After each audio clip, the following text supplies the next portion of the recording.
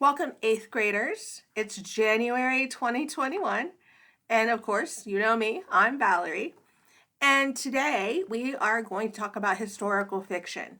Our author today is Ann Rinaldi. Here's a little bit about her. Ann Rinaldi was born in 1934 in New York City and had a difficult childhood. Her mother soon died after she was born, and after a brief happy period with her aunt, uncles, and cousins, she went to live with her father, 4 siblings, and a stepmother. Discouraged by her family from following her dreams, she was not permitted to attend college after she finished high school. Instead, she became a secretary, leaving that profession when she married in 1960.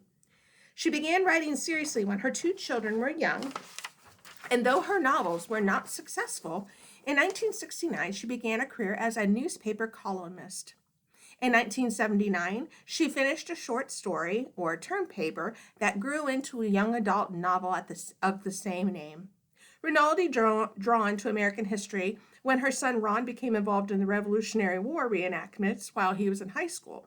Most mothers go to soccer or football games, said Rinaldi, but I went to wars. Rinaldi herself participated in some of those reenactments, even dressed in period costumes for the events. Seeing young people like her son become excited about history, she wanted to use her writing to bring that excitement to her readers. But her first historical novel, Time Enough for Dramas, was turned down by 10 publishers, all of whom claimed that children wouldn't read history. When the book was finally published, it became an ALA Best Book. Rinaldi has worked exclusively on historical fiction ever since. So we're going to share a couple of Ann Rinaldi's books today, and then some other historical fiction books. The first one is called Amelias War. Amelia takes her mother's words to heart as she sees her Maryland town split in two by the angry passions of the Civil War. The one time Amelia plays a part in the conflict, there are serious consequences for her good friend Josh. After that, Amelia vows to stay out of the war and to remain loyal to the people she cares about, people like Josh, who has no interest in fighting, only in writing truthfully about what's happening. But all around the two friends, others are taking sides, acting sometimes with cowardice and hatred, and sometimes with courage and honor. When Amelia and Josh have a unique opportunity to make a small difference in the course of the war, they must weigh their resolutions not to get involved against the claims of friendship and the life of a town. And that's Amelia's Wars. The other Ann Rinaldi book I have is The Letter Writer. Living under her stepbrother Richard's roof, Harriet feels like an outsider in her own family. She knows that if her father were still alive, he'd protect her from the harsh words and second-class treatment leveled by her stepbrother and sister. She also knows that if she were alive, she'd have a place in the family. So when Richard gives her the task of letter writing for his blind mother, Harriet for once begins to feel valued and accepted. Then Nat Turner, a slave preacher, arrives on their family plantation, and Harriet's world opens up. She's enthralled by the gentle, eloquent man who teaches of all forgiving God, a concept of removed from the fire and brimstone bellowed by her preacher stepbrother. When Nat asks Harriet for a map of the surrounding county, so he can spread the word of God, she draws it for him, wanting to be a part of something important. But the map turns out to be the missing piece that sets Nat Turner's secret plan into motion and makes Harriet an unwitting accomplice to the bloodiest slave uprising in U.S. history. And that's The Letter Writer.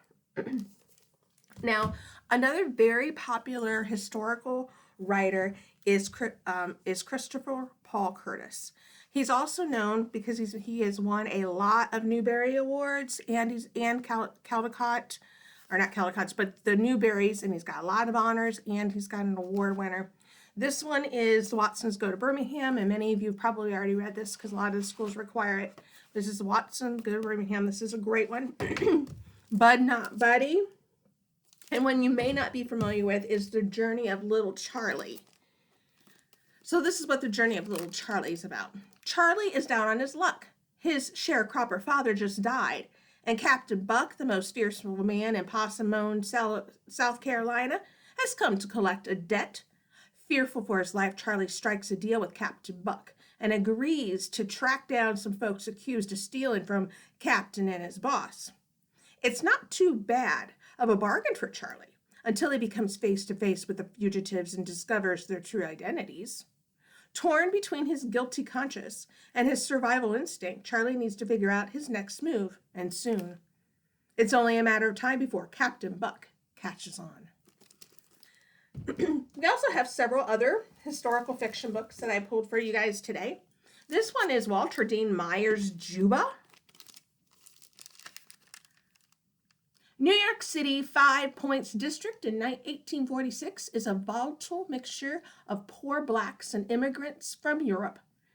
William Lane is a teenager working odd jobs to make ends meet, but he really loves to dance.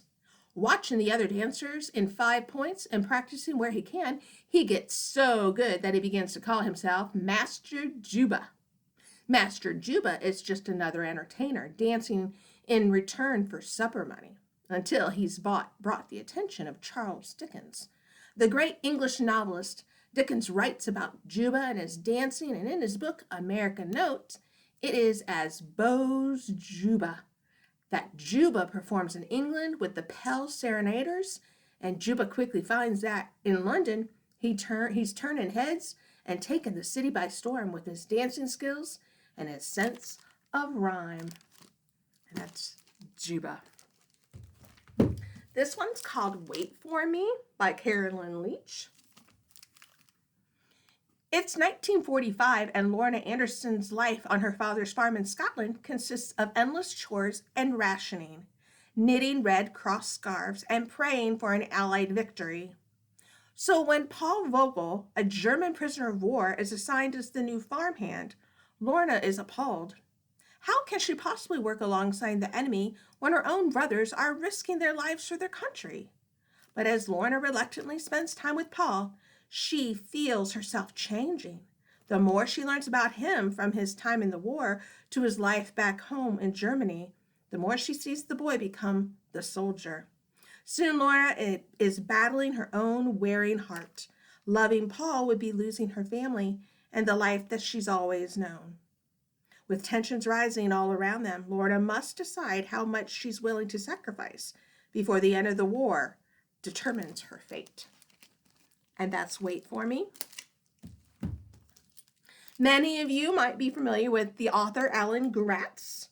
He's the author of Prisoner 8-6087.